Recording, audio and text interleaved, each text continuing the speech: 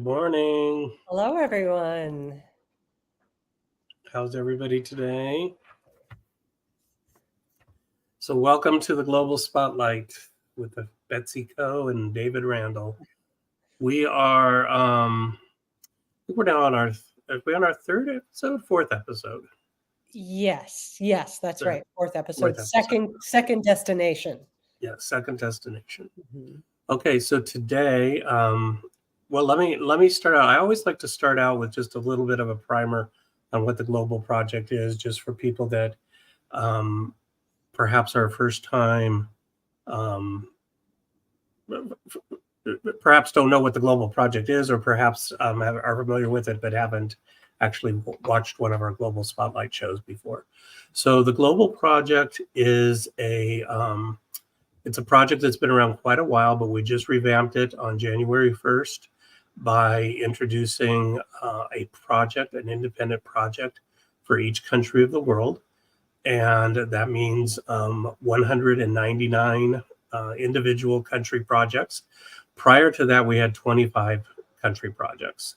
We are now up to, I think 75 of the 199 countries have actual projects up and running, and about half of those have managers actively running them. So we're moving along pretty quickly, considering it's only been about 4 months. The project pages are what we're going to be looking at today as one of our project pages. I'm not going to tell you what country it is yet, but I'll announce that in just a moment. If we go to the country projects page there, we can scroll down and we can see the list. If you see a country that is in bold lettering, that means it actually has a page up and running. The pages that are not bolded will have them eventually. It just is a matter of taking the time to get those up and running. And as I said, right now, probably about half of those pages you find in bold are actively managed. The others have pages up and information available, but we don't actually have a manager at this point. So if you're interested in managing any of those countries, drop me a note and we'll get you set up. But you can do that. If there's a country that hasn't been created yet and you're interested in managing it, let me know that also, and we can get you set up with that. A lot of our African and Latin American countries, Asian countries, Middle Eastern countries still do not have managers. Most of our European countries do, but there are still a few of them available. So if you see something, click on it and you'll be able to tell right away if there's a manager listed or not. And again, if not, let me know if you're interested in either managing or just joining as a member and getting something started.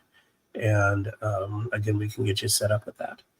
David, can you remind me, what does the asterisk mean? The asterisk means that is a top-level country. And those are countries that had projects prior to the Global Project revamping, and they run independent of the Global Project. So we provide links to their pages, but we do not oversee those countries. Okay. So, for example, right now, Mexico, the Netherlands, New Zealand. Yes. Yep. A lot of our larger European countries have independent projects. Mm-hmm. South Africa, Australia, New Zealand, they already have full-fledged projects running independently. And again, we do not oversee them, but we do provide links to their project pages. Great. So what we're going to do today, the Global Spotlight show is divided into two sections. We're going to visit a country that we have picked specifically for today's episode. And then after that, we're going to do part 2 of our Finding Your Ancestors Home Village. Last week, we talked about primarily immigration and naturalization type records, but there's a bunch more records you can pursue to hopefully find out where your ancestors came from if the naturalization and immigration records don't do what you need. So we're going to review some of those. But first, we're going to start with David, we have a question. yes. What is the question? The question is, how come some are in different colors? I think let's go back to that page. Sure, and I'll go back to the country list. I assume that's where we saw colors.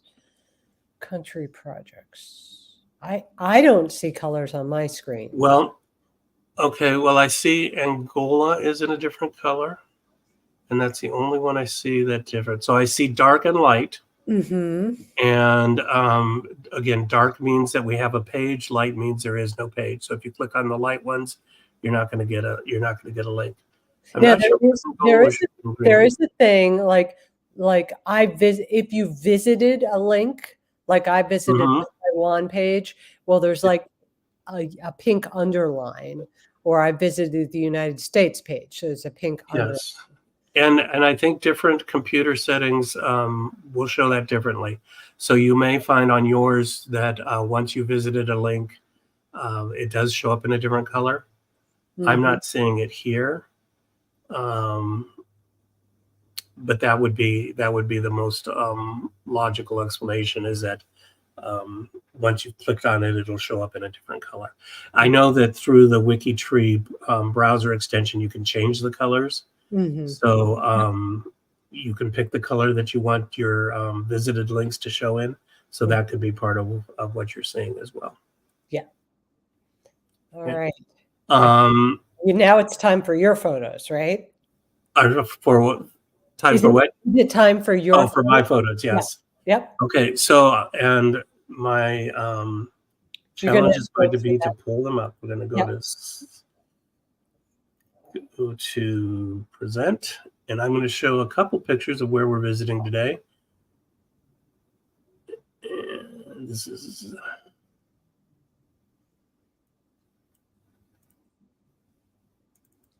just one moment to pull them up here, and you tell me if you can see what I'm seeing. Well, no, I don't see. I should see a screen that basically says, this is your desktop.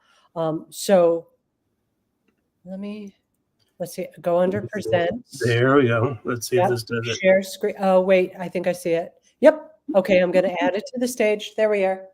You're good. Okay, you're seeing it? Yes, we are. Okay, so this is where we're going. And I don't expect anybody to guess the exact country, but does anybody want to give an approximate guess as to what region we're looking at here? This country is full of beaches, lots of beaches. Pull up my next, this may. Are we seeing again? Yep. Seeing the second beach? Mm-hmm. Beautiful. Okay. Beautiful water. And we're going to do one more. Here's a little village in the mountains above the beaches. Maybe you thought you knew where we were going. Yeah. How'd you like to live in that town? So do we have any guesses? I can't see the chat room. Yeah, I don't see any guesses in the chat. Nobody guessing? Anybody want to guess what continent we're on? Okay, I'm going to pull up the map here. You stumped him. Okay, I'm pulling up the map. Here we are. We're going to Cape Verde, which is actually now known as Cabo Verde. Mm-hmm. And Cabo Verde is a group of islands about 400 miles, which is about 650 or so kilometers rather, off of the coast of West Africa, specifically off the coast of Senegal. And I'm going to show you one more map here. Oh, did I miss it? There, we see it. Oh, okay, there we go. Navigating this is not my forte, but here we are. Cape Verde is a group of islands located, as I said, about 400 miles or 650 kilometers off the coast of West Africa. It is, they're known as the Windward Islands and the Leeward Islands. You might recognize those terms if you've studied any kind of seafaring history from colonial era. What's interesting about this country is that it was completely uninhabited until the Portuguese discovered it in the 1400s. It was discovered in 1456. And not only was it completely uninhabited by humans, but it's actually was completely uninhabited by any kind of mammal species, with the exception of a long-eared bat. So it's completely isolated from the rest of Africa and really the world. That's kind of a fascinating ecosystem there. Yes. Yeah. Within 6 years, though, the Portuguese had settled it. And at this point, there's 10 major islands, and 9 of them are actually inhabited now. So it is a full-fledged inhabited country, and with about a 400-year history. So it's a very unusual place in that it is technically part of Africa. But it actually is probably more Portuguese in its culture than it is. Now I'm going to stop sharing there. So Cabo Verde was, as I said, it was inhabited first by the Portuguese. It was originally intended to be a sugar and cotton growing, I won't say a country, let's say a province, but only about 10% of the land is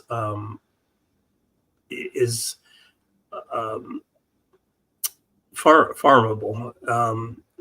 It's basically a series of volcanoes, and so it's got a lot of volcanic rock, and that does not make it very conducive to farming. So only about 10% of the land can be farmed. And so what it wound up being was basically a trading post. If you look at the original map that I showed you of Africa, it's sort of centrally located between what they used to call, what was it, was it the Atlantic Triangle? Was that what they referred to it as? There was the slave trade between Europe, Africa, and the Americas. The slave trade was very big there, but also they traded gold, they traded ivory, firearms, rum, all kinds of things that were shipped through there. And it was basically a place for ships to kind of regroup. They would leave Africa with their bounty. They would land in the Windward Islands. They would get some respite and then head off either to back up to Europe or down to South America. A lot of trade with Brazil, because Brazil, as you'll recall, is a Portuguese nation. So there's a very significant Brazilian influence on the culture there. The music and the artistic styles, etc., definitely have a Brazilian tinge to them, as well as the Portuguese and African. So that's what it was used for probably 300 years up until the 1900s. In the 1900s, there was a lot of changes going on in the world. There was a coup that occurred in Puerto Rico, and the Cabo Verdeans took advantage of that and declared their independence and broke away from Portugal. They did it at the same time as one of the mainland countries, which is now known as, I'm going to hopefully pronounce it right, but Guinea-Bissau. They were united as one country initially. And then Guinea-Bissau in 1980 had its own coup, and Cabo Verde decided they didn't want to have anything to do with that, and they split apart and became their own independent country. So now we have two countries, Cabo Verde and Guinea-Bissau. Cabo Verde has been a very successful country. They are considered by some surveys that I've read to be the second most democratic country in Africa, the second freest country in Africa, and the second strongest economy in Africa. Namibia is number one in that area. But so they've been a very stable country. They have they're a very safe country. They have a lot of tourism. They have over 1 million visitors a year on their tiny little islands. A lot of scuba diving, water sports, also a lot of hiking and that kind of activity going on there. They do have some negatives, though. The negative is, one, they're very isolated, but two, they are number one in natural disasters. So they get, as recently as 2015, they had a volcano erupt. And if you're on a little island like that and the volcano erupts, there's not a lot of places to hide. So that's a real risk for them. They have earthquakes, and they had some major droughts during the late 1900s. As a result of that, a lot of people left the country. And today there are more Cabo Verdeans outside of Cabo Verde than there are in Cabo Verde. So that means that there are a lot of people who potentially want to do research in Cabo Verde to find their roots. We've got a lot of go ahead, Betsy. Oh, I was just going to ask, is there any one predominant place where they've emigrated to? Or? United States. Okay. Brazil. And Portugal. Okay. Yeah. So those would be the three places that primarily you're going to find Cabo Verdeans. All three of those places have more Cabo Verdeans in Cabo Verde. So what we want to do now is go through our Cabo Verde project page. And I'm guessing that most of the people watching today are not from Cabo Verde. So you're probably not going to be doing a lot of research in Cabo Verde. But what I want to show you Let us know in the chat if you are. If you are, or if you've ever been to Cabo Verde, that would be interesting to hear. But what I want to show you, as we've done each time, is how you can go to any of our country pages and use them to apply to your own nationalities. If you have a country that you have ancestors or somebody you want to research for has ancestors in a country other than what I'd call maybe the big dozen, which would be England, Germany, Sweden, France, etc. Each one of our country pages is set up pretty much identical to the others. So follow along, and if Cabo Verde is not your country, the same tools and techniques will apply to whichever country you're looking for. So we always start out with our home page, and this just provides the basic information on our mission and our goals. It's the same for all of our countries. We have links to the resources and then information on how to join the project. This is where you're going to find, if you look on this section right here, where it says coordinator and it says vacant, that means nobody's running this project. So if you're interested in running this project, you don't have to have any ties to the country. You can drop me a note and we'll get you set up, and you can just have fun with it. We give you a lot of independence to do what you'd like with the project. I've got 199 countries. Well, a dozen of them are already managed by top level projects, but the other 175, let's say, are under my supervision, and I can't possibly manage all of them. So I'm not going to be micromanaging. I'm going to hand it over to whoever's interested in developing these projects. I'll provide support, but it'll be up to you to do as you choose with the projects. And Betsy knows she's doing Taiwan right now, and again, it's up to Betsy what she does with Taiwan. If you choose a country, it'll be up to you to what you do with that country. So let's move up to the heart of our project. So the first tab you'll see there says Cabo Verde. That's going to be where you're going to get most of the information you need to actually do your research. And what I have here is just basic information. It's not real in depth, but it gives you some idea of the things you're going to need to know if you're going to be doing research in this particular country.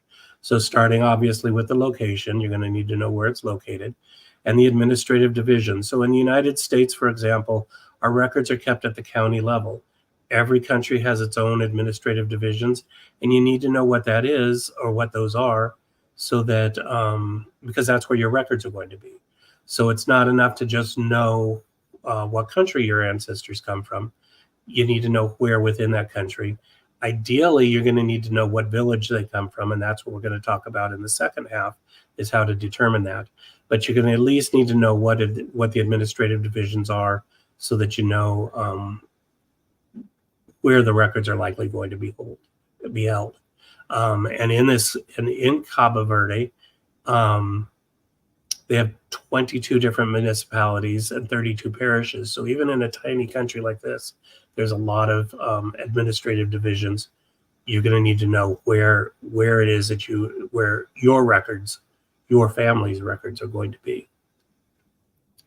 I'll give a little bit of the history, just so you get an idea of primarily what I talk about in the historical section is changes in what I'll call ownership. It was Portuguese. Some countries were overseen by 3, 4, 5, 6 different countries over time. So we talk about the changes because, again, that's where the records often are going to be.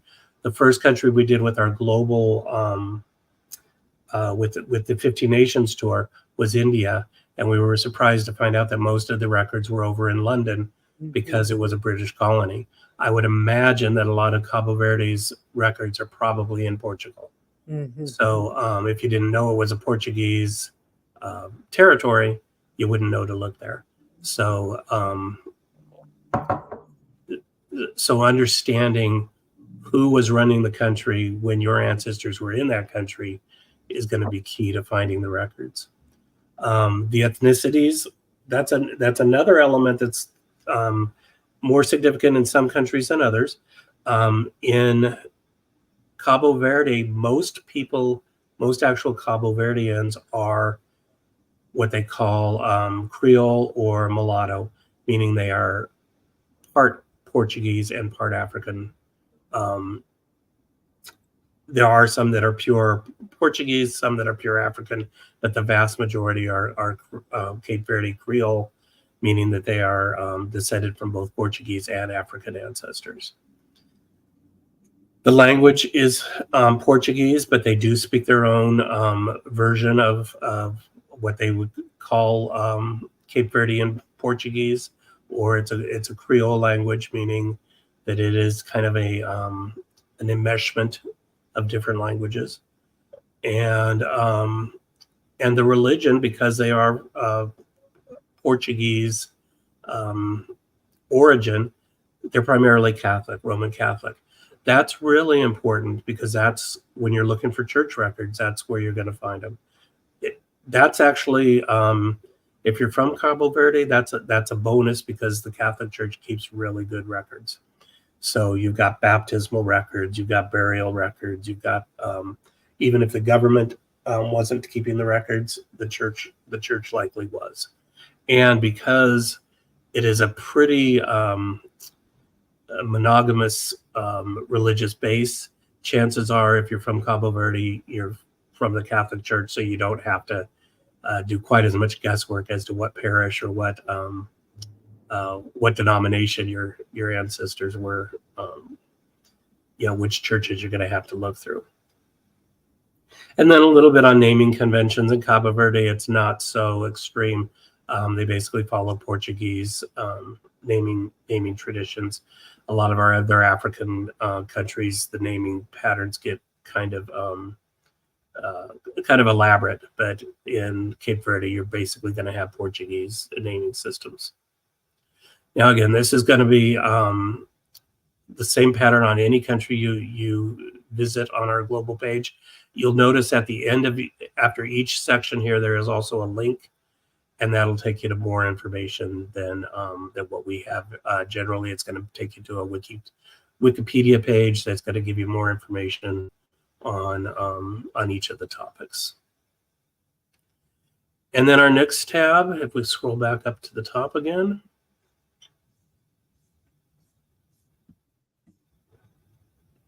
we have the people, and we always include our president and prime minister or other government leaders. We always talk about the monarchy. Now, Cabo Verde didn't have its own independent monarchy, but it did have it was under the Portuguese crown. So there's a link to the Portuguese monarchy there. And a little bit below that, I always try to come up with a handful of famous people from that from that country.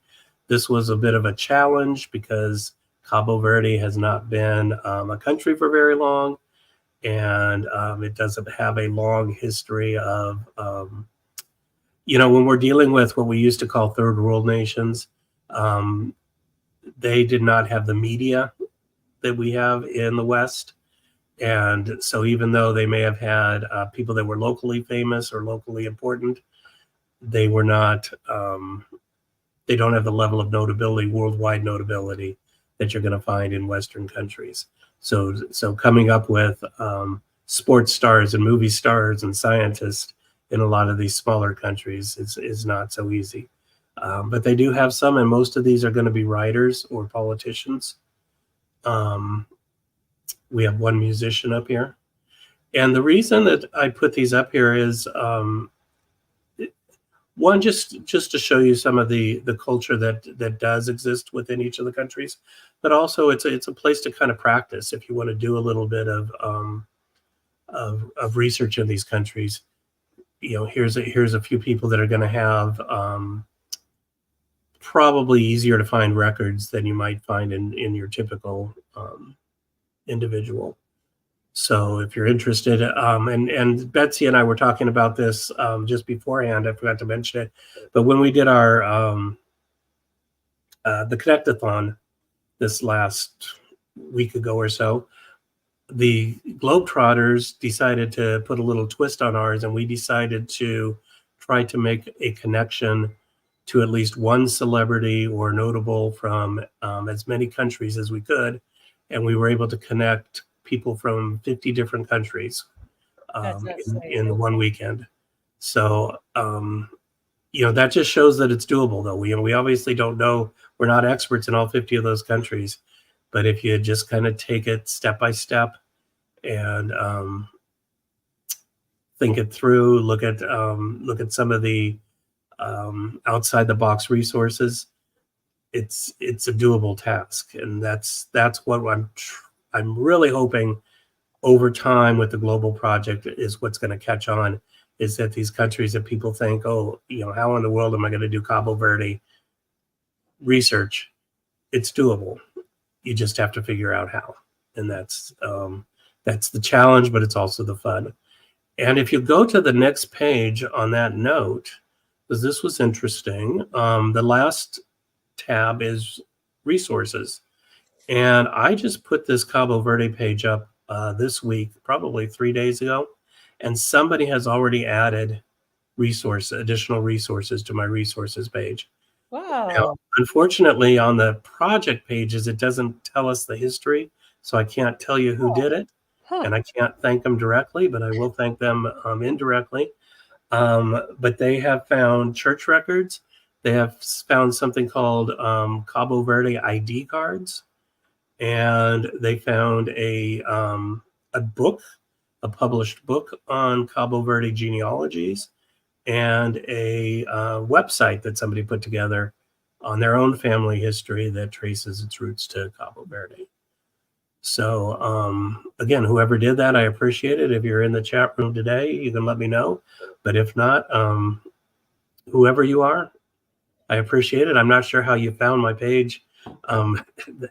one day after I put it together, but good for you. It would have to be a WikiTree member, right? It would have to be a member, yeah, in order to edit the page. Yeah. Yeah. So, well, that narrows it down. Yeah, that's. To 1 million people. But yeah, it was really cool to come on yesterday and open it up and see Yeah. the additional research, Yeah. because that's what I'm hoping will happen is, I'm putting up the basics, and I'm hoping that the members will come in and add to it and grow it. Right. So they're not gonna. It's not a stagnant page, but an active page that people can contribute to, which is the WikiTree way, right? Okay, so there's Cabo Verde in a nutshell. And if you've got Cabo Verde in research, there you are. If you're not from Cabo Verde, you're from somewhere else, each page follows the same format. And if you don't see link to your particular country of interest, drop me a note and we'll move it up to the top of the list, and we'll get your country up there as soon as possible. We've got about 100 countries left to go, so it'll be a little bit of a slow process, but we'll get them all up there eventually. Okay, so part 2, we are going to talk about records that you can use to find your ancestor's hometown. So in order to find your ancestry in another country, when I say another country, it doesn't matter what country you're in, it's any other country besides the country you're in. So this is not just talking about people outside the United States. We do because many of us are from the United States. We do tend to talk from a U.S. centric perspective. That's kind of unavoidable, but I do want to emphasize that these same strategies and techniques should be usable from wherever you're from. If you're looking for people that immigrated either to your country from somewhere else or from your country to somewhere else, these tools should be valuable to you. We talked last week about primarily immigration and naturalization records. We talked about passenger list and ship's manifest. We talked about border crossing records. We talked about, on that same note, airline records are often available. Ancestry has some airline records. We talked about alien registration files. If you recall, I showed you Bob Marley's alien registration papers. Those are typically not online, but you can get those from the government agencies. We talked about naturalization records, the first papers, which are the Declaration of Intention, and the second papers, which are the actual petition for naturalization. Those are American-based again, but whatever country you're from probably has its own citizenship papers. Whether or not they're available, you'll just have to, you'll have to do some research to find out what kinds of records are public and what are not within your own country. And then I think we also talked about passport records. Mm-hmm. Passport records are a great way. Those are all documents where the individual was asked to name their place of birth. And typically on those are going to be your best chance of finding the home village, because typically they wanted to know specific, not just the country you were born in, but the actual village that you were from. So if you can get your hands on any of those records, there's a good chance you'll be able to find the village of origin. Now, let's suppose you can't find any of those records. You don't know when your ancestors immigrated, and you have an ancestor named James Johnson from Sweden. Going through the Ellis Island records or anything like that isn't gonna do a lot of good if you don't have a date to go along with it. So my favorite alternative, and now I'm going to share my screen again. Let's see here.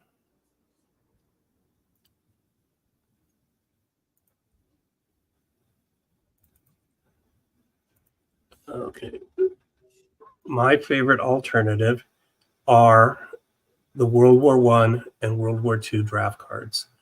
They Okay, are are you seeing wonderful. my screen? Yes. Yeah, we see your screen. Could it be Okay. a little bigger? And this right here is a World War I draft card. The reason we know it's World War I is because it's really sloppy. They were the World War I draft cards were handwritten and tend to be a lot messier and more difficult to read than the World War II draft cards. But this is the draft card for Rudolph Valentino. And if you look at line 5, right a little bit above the middle of the page, it says, "Where were you born?" And he has written Castellaneta, Italy. So there you've got your hometown. David, is it Yes. possible to zoom in a little bit? Yeah, let me see if I can do Command plus should do it, maybe. Is There, that any you're doing it. Yep. Maybe one more level. better? Okay. Agree. Perfect. How's Thank that? you. Okay. Yes. Yes. Okay, line 5. Yep. Right about the middle of the screen now. I cannot read his name up here, but he was not Rudolph Valentino. He was Rudolph. It looks like Gulian. Nope, I'm not even going to try to pronounce that. Say that. And down there, line 7, he's a professional dancer at the time. But right there, you've got your hometown, Castellaneta, Italy. And with that little piece of information, you can now go back to Italy and start looking for records in his home country. You would not be able to do that if all you knew was he was from Italy, because not only is Italy a huge country, but it was a whole bunch of independent countries not too long before he was born. I guess he was born after it united, but only about 30 years. The World War II draft cards.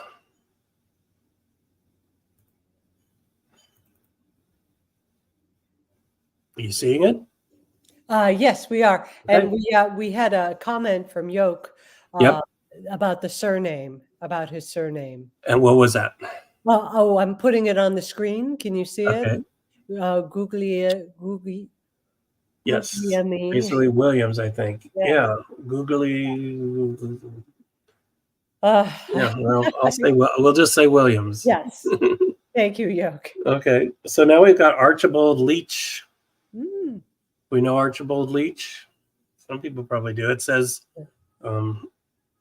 right above Archibald Leach, he's got his stage name, Cary Grant. Yep. Line 6, Bristol, England is his home. His hometown. He was working for Frank Vincent. I don't know who Frank Vincent is, but in Beverly Hills at Columbia Studios. No, I'm sorry. Frank Vincent was his next of kin, and he worked for Columbia Studios. And that's one of the things that I love about these draft registration cards is the next of kin. The next of kin. It'll be generally a spouse or a parent, and that can be very valuable. And often they'll tell you, and this one he doesn't, but now sometimes it's an employer, and sometimes it's just a neighbor or a friend, but it's usually a family member. Usually it's the mom or the wife, sometimes the dad. And we've got another one here. I actually held out a couple of these. Now this was just, okay, does anybody know who Hector Biordi is? And if you don't know, you can read down who his employer was. Oh. Huh. Hector Biordi was president and CEO of Chef Boyardee. And he is from Borgonovo, Italy. Got to practice my pronunciations. Oh, and bless them for typing. Yes, that's why I say they tend to be much neater. Yeah. And if it's a relative, you get a signature at the bottom, which is cool. And you even get a phone number, 496 Milton. I have no idea how that was dialed, but. Well, yeah, I remember when I was very, very young that I mean, we had a 7-digit phone number, but my mom explained to me that not too long before that, it had been like an exchange. Yes. So it would be Deerfield and then 4 digits. Yeah, I can remember seeing signs that still had the old phone numbers on them. Right. I never used them myself, but and we got one more here, just for good measure. And here we have Lester Town's Hope, also known as Bob. Huh. And he was from London, England.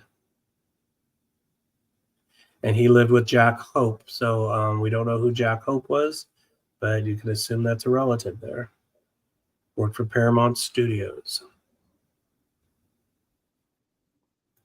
Okay, so one thing to keep in mind about the World War I and World War II draft registrations is they were legal documents. So they're going to put in a true answer there, and they're going to be specific. They, that's not always the case when you find something in writing, but when you fill out your draft registration card, you better put the right answer down or you're going to be in some trouble. So I think they're a very reliable source. And again, they tend to put the specific village or town as opposed to, just the country or the state. So those are really good resources for that information. Now, the next thing I have down are vital records. Vital records are not always as good of a resource. I don't have as much success with those. A birth certificate, if you have a birth certificate, that's going to come from the home country, so you probably already know where they're from if you've got their birth certificate. A death certificate typically is going to list a country. It's not often going to list the home village. That's not to say it never will, so it's worth checking out. But my experience is most death certificates simply list the country and not the specific town. And then the third vital record is a marriage record, and it's, I would say, the same thing in general. However, I did find this one here that I thought was interesting. This is the marriage record of Joan Fontaine, the actress. But she was married in Mexico. So this is a Mexican marriage record. Can you zoom in, David? Yes, and if I zoom in, let's go a little bit bigger this time. Super. Okay, so right here, this is the, I don't know how that translates directly, but it's the groom and the bride, the husband and the wife. And if you look on the right side on the information for the wife, the next to last line, it says Tokyo, Japan. I don't know if you can make that out. Can you see that? Yes, I can see it. Okay, I don't think you can see my mouse there, but it's 1, 2, 3, 4, 5 lines down on the right. Joan Fontaine was born in Tokyo. So that is her birthplace. Now, interesting, the husband on the other side was born in Farmersville. They don't say where Farmersville is. It could be anywhere in the world. So you'd have to do a little bit of further researching to find a Farmersville. Now, here's the neat thing about this document. If you scroll down a little bit further, it's the parents of the husband and the parents of the wife.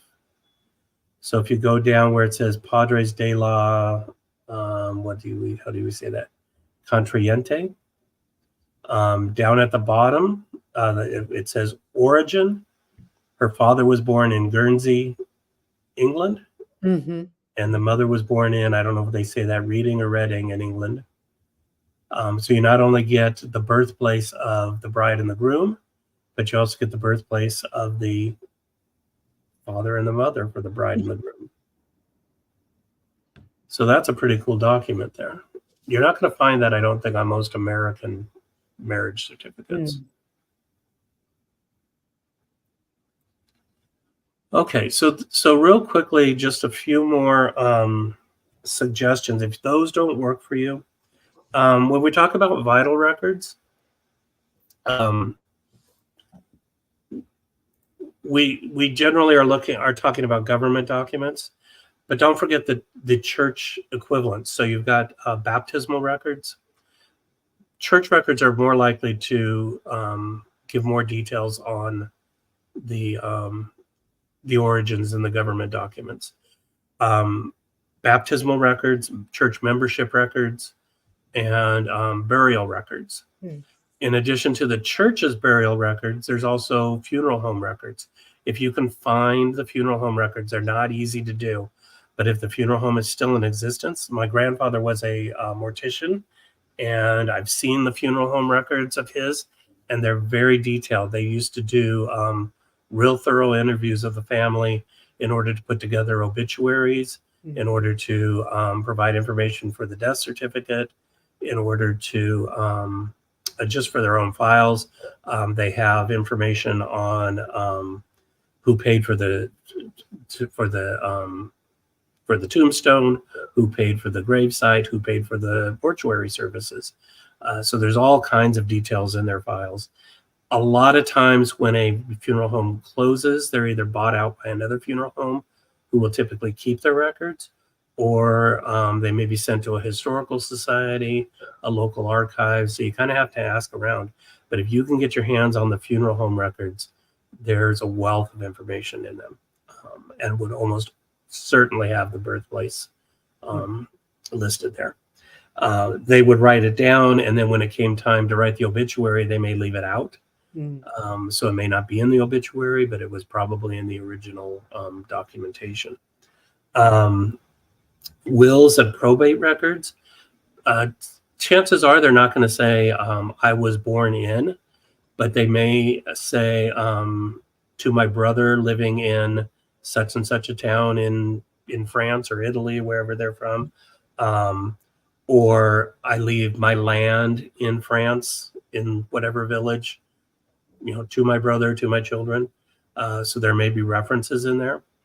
So that's another place you can find them.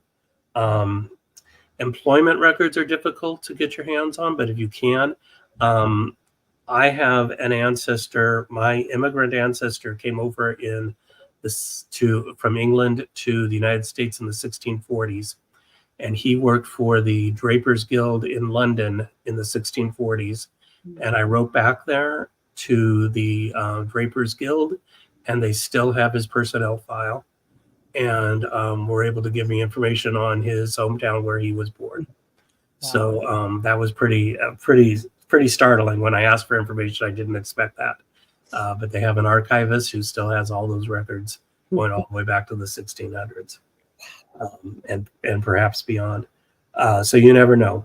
A really good place to find this information is Social Security applications. I don't know that you can get those online, but I know you can order them. So if you go to Ancestry and you look at the Social Security application abstract, the summary, it's going to give you a little bit of information, but usually, if I remember right, I meant to double check this, there's a button you can click that tells you how to order the actual documentation, and it's a government record. You can get that, and it'll have the actual application that they filled out, which is a lot more information than what you'll find on Ancestry. But I've done that. I've got a few of those for various ancestors. Anybody born after, say, into the 1900s, probably, if they ever worked, has a Social Security card and number. And they had to put down their place of birth there. Mm-hmm.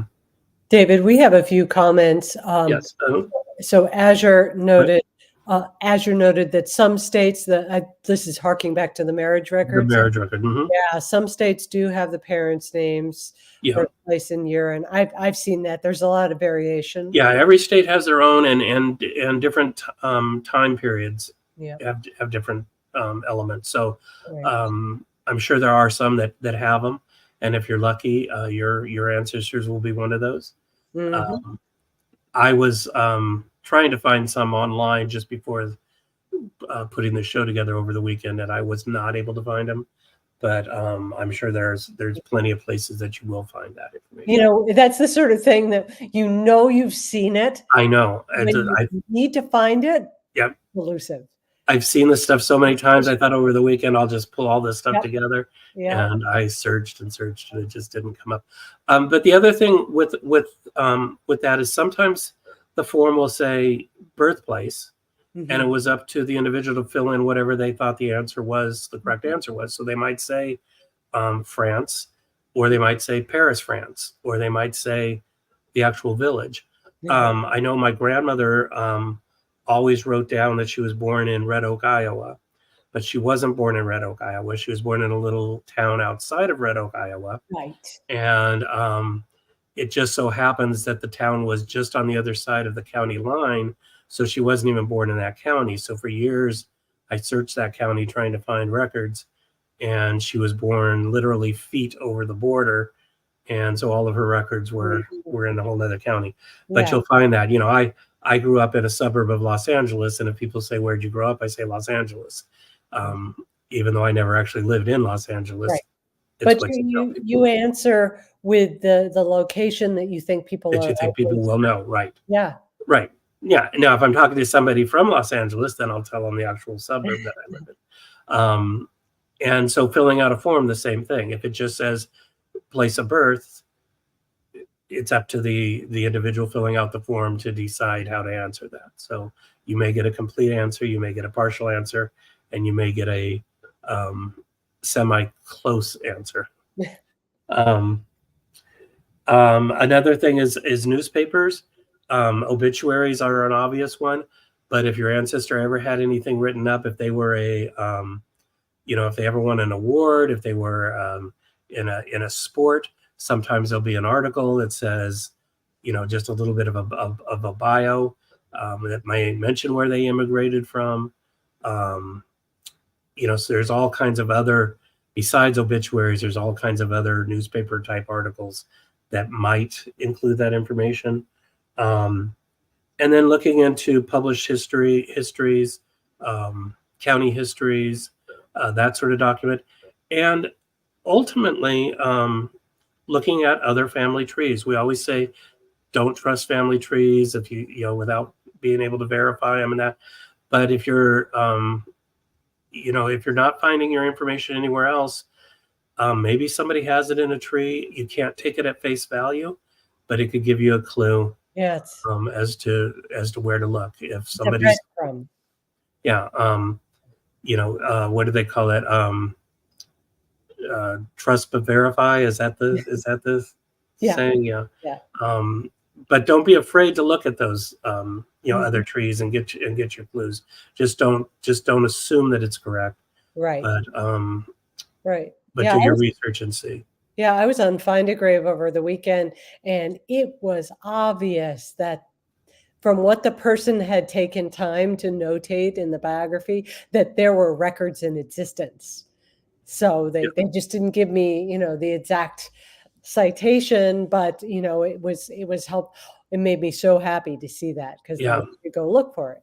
Yeah, and it's frustrating because you can sometimes see that somebody's put a lot of work into their research, but they don't have the resources, and they probably have them at home all listed, but they didn't put them online. So it's difficult to know what's accurate and what's not. But that doesn't mean you can't use it as a clue. Right. Yeah. So there's a bunch of resources. I'm going to talk next week about, not next week, next month, about May 20th. May 20th. We're going to pick another country. And I think we're going to talk about the fan club. For people that are not familiar with that, you'll become familiar next time. But how to use the fan club as another resource for finding where your ancestors are from. So we have any more questions today before we wrap up? Let's We're just see. about on time here. Yep. Things that were said in the chat. And Fiordalisi also suggested Bibles as a potential source if you're lucky enough to be able to look at that. And D Spencer Carr was just saying she just received an amended death certificate for both her grandfather and dad because they had their race incorrect. So now it's been corrected. So she's corrected history. Bravo, D. Yeah. Another place you might look, if you have old family photos from the home country, look on the back and see where the photographer was. That's I haven't done that with overseas image. I don't have any pictures from overseas, but I've found some of my local family hometowns that way.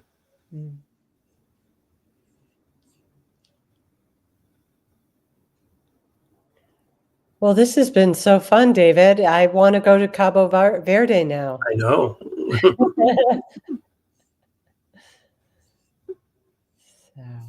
Yeah, it's a country we don't. I was curious. I don't know what they learn in other countries, in Europe in particular, about African countries and elsewhere in the world. We don't learn a lot about individual, at least when I was growing up. Now, that was quite a while ago. I can't say what they even learn today. But when I was growing up, Africa was just a unit. Yeah. It was just Africa.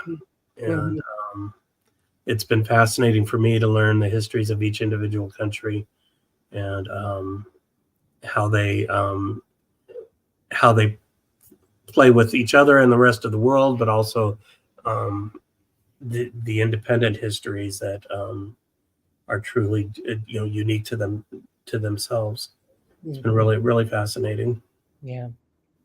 Thank you so much for opening our eyes to all this, David. All right. And we will see each other, you said, on the 20th, right? May 20th, same time, 1 p.m. Eastern time. All right. All right. Well, thank you, everybody, for joining us. We'll see you next month. Okay. Have a great week. Bye-bye.